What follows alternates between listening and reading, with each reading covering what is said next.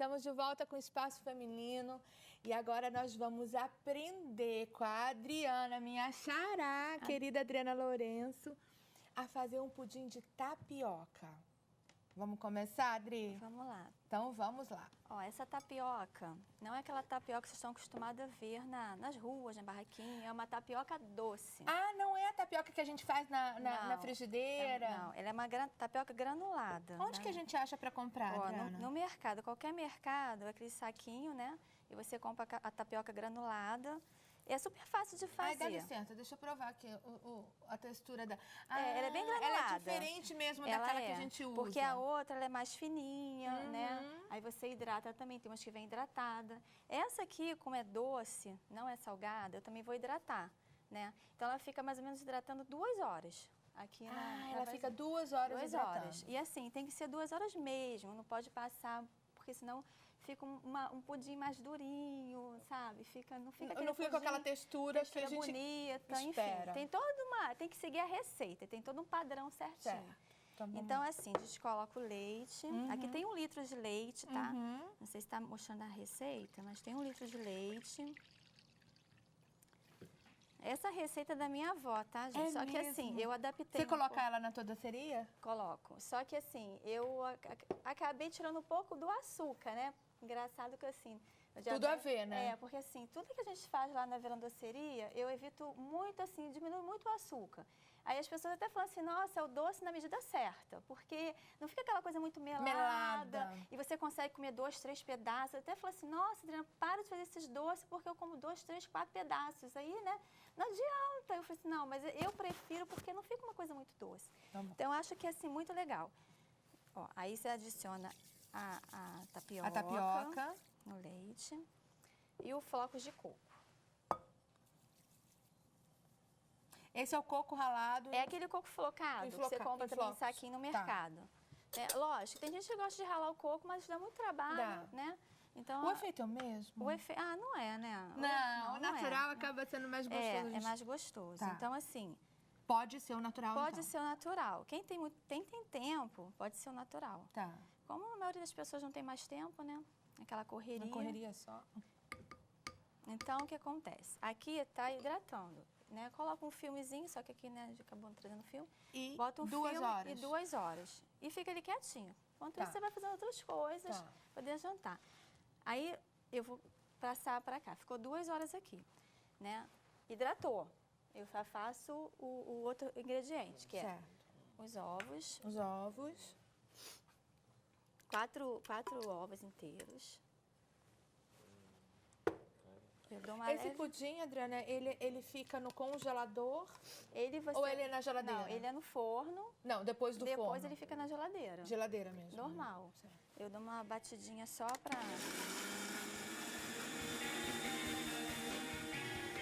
misturar. Aí você deu uma batidinha só no ovo? Só no ovo, só pra misturar um pouquinho. Misturar o ovo. Ai, gente, peraí, tô me enrolando aqui. Agora a gente vai colocar... Aí eu coloco leite condensado, certo, né? Que aqui tem 400 ml de leite condensado. Ele é um pudim fácil de fazer? É super fácil. Eu até falo que até minha filha de 9 anos faz esse pudim. Dá conta de fazer ele tranquilo? É tranquila. É uma receita super tranquila. Ó. Deixa eu tirar pra você. Aí na receita que eu tinha, que era da minha avó, eu usava 2 xícaras, só que agora eu só uso 1 xícara só de açúcar. Ah, você diminuiu pela metade? E funcionou, fez um efeito super legal. E as pessoas continuam gostando. Continua. Olha aí que dica. Aí aqui tem 1 xícara de açúcar, né? E o leite de coco. Esse leite de coco é aquele que a gente compra de garrafinha no mercado? 200 ml, aquela garrafinha mesmo. Ah, tá. Depois a gente passa a cartelinha. Isso, leite de coco.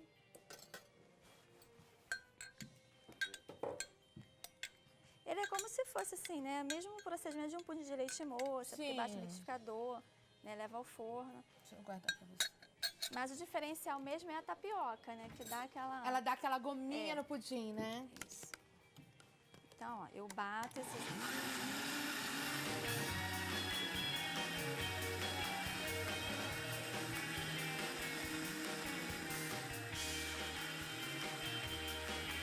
Quanto tempo aí?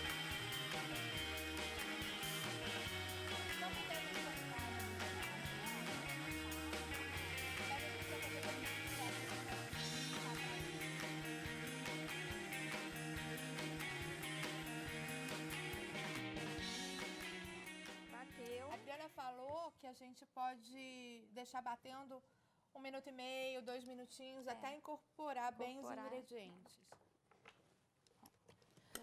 Ô, Tampa! Né? Fala sério.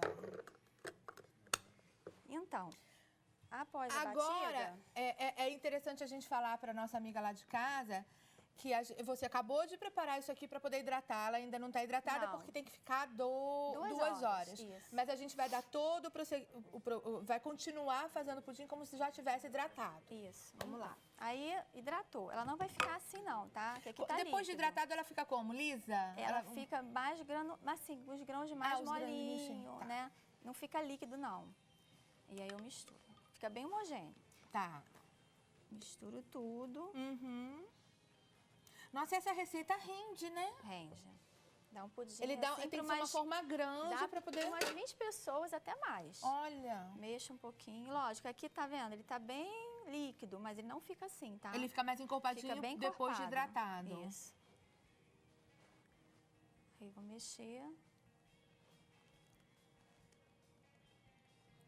Esse caramelo aqui é aquele caramelo que a gente faz em casa com açúcar, na panelinha. Eu pensei que fosse mel. Igualzinho, né? Eu até igualzinho. Tava comentando com a menina da produção, ficou assim, parecendo mel. Ficou. E aí eu coloco aqui na forma.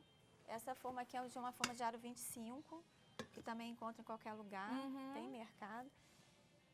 Eu vou untar aqui com esse açúcar que virou um caramelo, né? Ou eu posso fazer do jeito que a vovó fazia. Põe o açúcar aí no fundo e põe no fogo. E põe no fogo e vai caramelizando a forma. Na realidade eu fiz assim na panela e joguei pra cá, mas pode fazer também. Certo. Quem não tem muita experiência, eu não aconselho muito, assim não. Fica mais fácil fazer na panela e depois jogar pra cá. Então, caramelizou aqui. E aí eu vou adicionar o meu... Tá bem durinho, não tem problema não. Depois ele solta. Adicionar o seu pudim.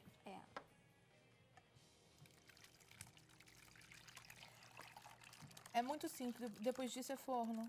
É forno. E aí, tá vendo? Esse pudim, ele é maravilhoso. Depois de pronto, vocês vão ver como é que ele vai ficar. Mas a gente vai descobrir isso ainda hoje. Esqueci desse detalhe. A gente ainda vai descobrir isso hoje, Adriana. Então, aí coloco, né? Forno 180? Em banho-maria. Tem que ser banho-maria. Em banho-maria no forno. Aí, tá. Só que deixa eu abrir pra você. Eu vou colocar aqui, mas não tá em banho-maria. Né? Tá. Enfim. O banho-maria vai facilitar... na verdade, explica pra gente a vantagem do banho-maria. Porque ele não vai deixar grudar aqui na lateral e vai cozinhar com mais densidade. Entendi. Né? E se Vamos quiser colocar aquele laminado em cima... Vamos passar a cartelinha? Vamos, então vamos lá. Dá pra passar a cartela? Então vamos lá. A receita. É 1,5 xícaras de farinha de tapioca, 200 gramas de coco flocado, né? Aquele coco que você compra em mercado, 1 litro de leite integral, né? 200 ml de leite de coco, naquela garrafinha, 400 ml de leite condensado, 4 ovos inteiros e 1 xícara só de açúcar, né? Essa é a receita fácil e rápida de fazer. E a gente já mostrou como ele é simples de fazer. Mas agora a gente quer falar com você que faz aniversário hoje. Parabéns! Um beijo no teu coração. E nós temos um versículo direto do Pai para a sua vida. Confere aí na sua tela. Dessa forma, o amor está aperfeiçoado entre nós, para que no dia do juízo tenhamos confiança, porque neste mundo somos com Ele. 1 João 4,17. Agora, Adriana, a gente vai lá conversar um pouquinho com o doutor, bater um papo sobre diabetes e depois nós vamos voltar aqui para poder provar esse pudim de tapioca com o açúcar reduzido, viu, doutor? Pois é, o açúcar reduzido. Assim, ela é dona de uma proprietária de uma doceria e tem todo o cuidado de fazer com que aquilo que ela serve lá dentro tenha um pouco mais menos açúcar, né? Então, vamos lá, doutor.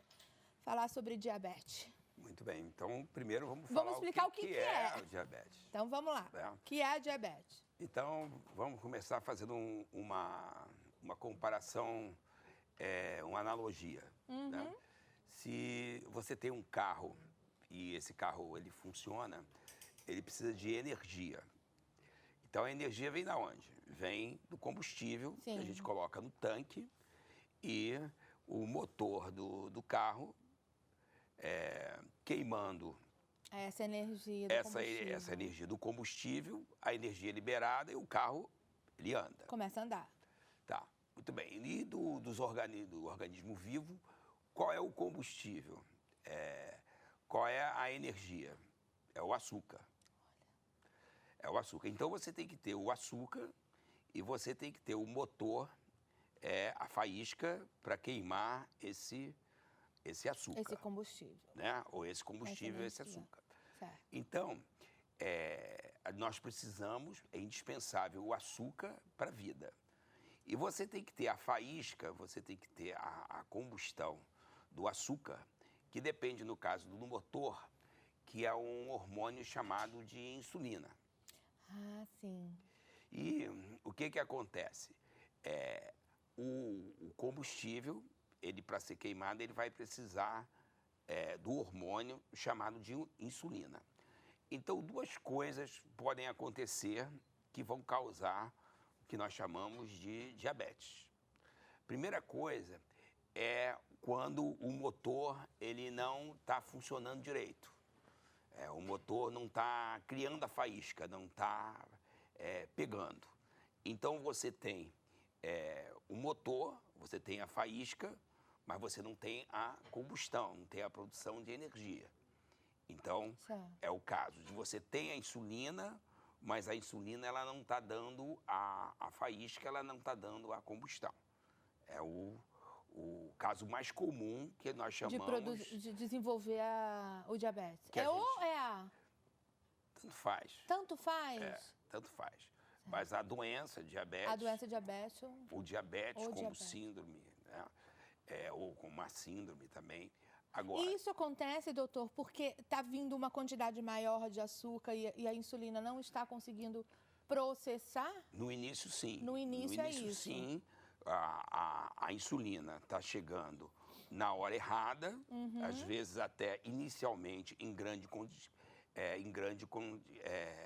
quantidade, mas ela não está se encaixando como se fosse uma chave que deixou de encaixar na fechadura. Então, a chave que não está encaixando na fechadura. Esse é o diabetes mais comum.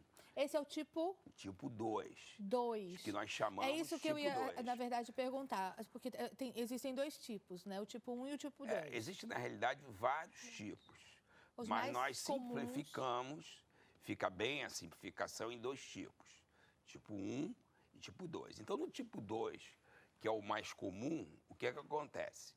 Existe lá a produção, o produtor da faísca, mas a faísca não está acontecendo. Certo. Então, você tem uma grande quantidade, até às vezes, do hormônio chamado insulina, mas ela não está dando a faísca para produzir a energia. Entendi. A energia que move a vida. Certo. Esse é o tipo 2, que é normalmente aquele que acontece nas pessoas que estão com sobrepeso ou estão mesmo com obesidade. É aí que entra a Fernanda Machado como nutricionista para poder estar nos dizendo a forma correta da gente se alimentar, não é, Fernanda? É verdade, porque a gente sabe que a obesidade ela leva uma resistência à utilização da insulina, porque a insulina é que vai fazer queimar a glicose para ser transformada em energia para a gente viver. Então, quanto maior for os níveis de obesidade, maior resistência o nosso organismo vai ter para poder processar esse açúcar. E, em consequência, ele vai se acumulando no sangue, vai gerar a hiperglicemia, e a hiperglicemia é que vai gerar outros sintomas que são agravantes, como sintomas cardiovasculares, sintomas renais, sintomas gastrointestinais, cegueira, catarata, até impotência. Então, é a hiperglicemia que precisa ser controlada para poder não desencadear esses demais sintomas que são agravantes e que leva à mortalidade precoce. É uma das principais causas de morte no Brasil, é o diabetes. Porque, na verdade, o endocrinologista acaba encaminhando o paciente para uma nutricionista para você desenvolver um plano alimentar. Sim. Mas você, Fernanda, o que eu acho muito interessante é que você é muito contra o radicalismo, Sou, né? Totalmente. E, na realidade, o plano alimentar do diabético, ele é bem parecido com o plano alimentar de uma pessoa não diabética. O que tem que ser observado nessa questão são as quantidades que vão ser ingeridas de cada grupo alimentar, de forma que se previna a hipo ou a hiperglicemia e os sintomas Porque decorrentes. cada alimento tem uma determinada quantidade de açúcar, né? Sim, sim. E o nosso corpo, cada nutriente, ele tem uma função específica. Então, tem os carboidratos que vão oferecer a energia, tem as proteínas que vão construir os músculos, tem as gorduras que também vão fornecer energia. Por exemplo, o nosso cérebro, ele trabalha utilizando a fonte de energia, ele não usa a glicose, ele usa mais a gordura. Ou seja, até a gordura, ela é necessária. É necessário, tem mas gente que tudo tira. com equilíbrio, Por né? isso é que tem que ser tudo muito equilibrado. E aí, o plano dietoterápico do diabético, ele vai ser individualizado. Por isso é importante que o paciente ele procure o profissional, o médico, o nutricionista, para tratar desse plano. Por quê? Porque vai variar de caso a caso, vai depender dos sintomas apresentados.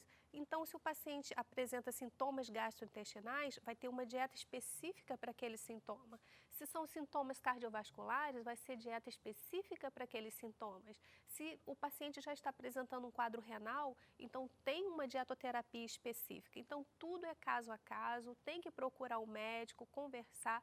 Se o paciente faz uso de insulina, porque tem a diabetes que faz o uso de insulina e tem a que não precisa. Então, nessa que faz o uso de insulina, a dieta ela tem que ser ajustada de acordo com o tipo de insulina e a dose de insulina que esse paciente toma e que coincida no mesmo horário. Ah, sim. Sim, porque tem que coincidir o pico, né, da insulina com o horário da refeição. E outra coisa que também a gente estava comentando, né, doutor, que nem sempre no início quem acaba desenvolvendo diabetes demonstra sintomas, né? Porque às vezes o senhor disse que é até indicado fazer um exame não com o jejum. Às vezes a pessoa pode estar apresentando uma quantidade de açúcar que já é de diabetes, mas porque fez em jejum não acusou ali. Então, e aí acode mais rápido, é isso, doutor? Dá para tratar mais rápido? Então, isso é a primeira coisa muito importante. Então, no tipo 2, que a faísca não está funcionando, o hormônio chamado insulina não está funcionando, ele leva muitos anos desperdiçando o isqueiro, a faísca, desperdiçando o início da combustão. Então, ele vai desperdiçando insulina no tipo 2. Então, o exame que mede o nível de açúcar, sempre ele foi feito em jejum. E ainda era feito em jejum de 8 ou 12 horas, né? 8 a 12 horas. Graças a Deus está acabando.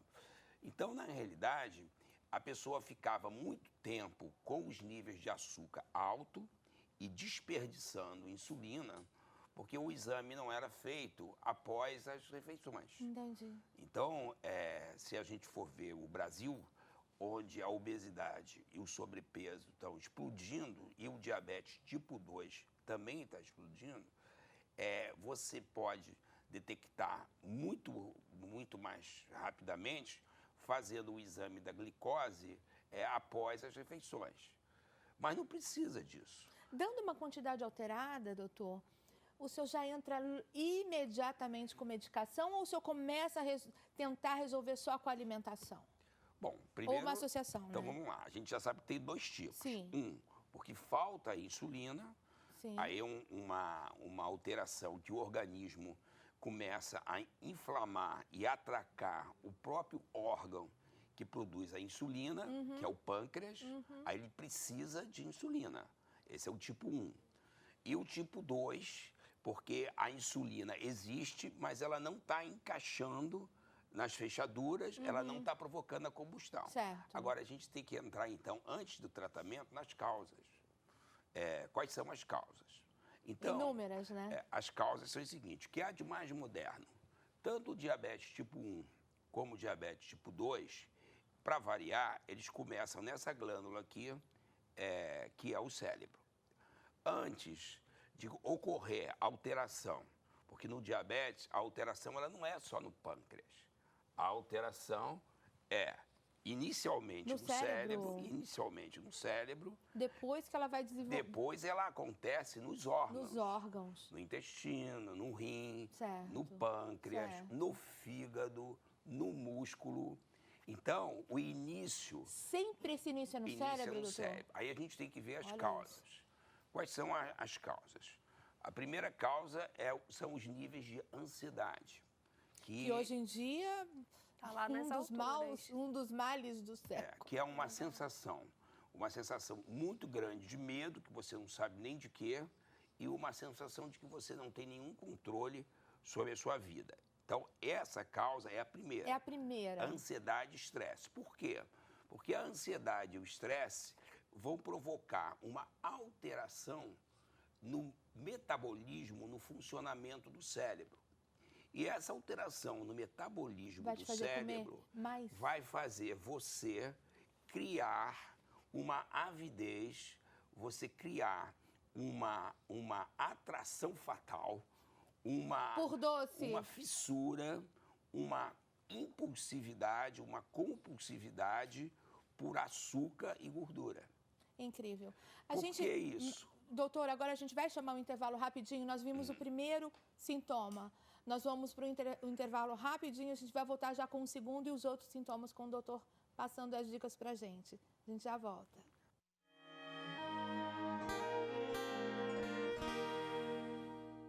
Eu quero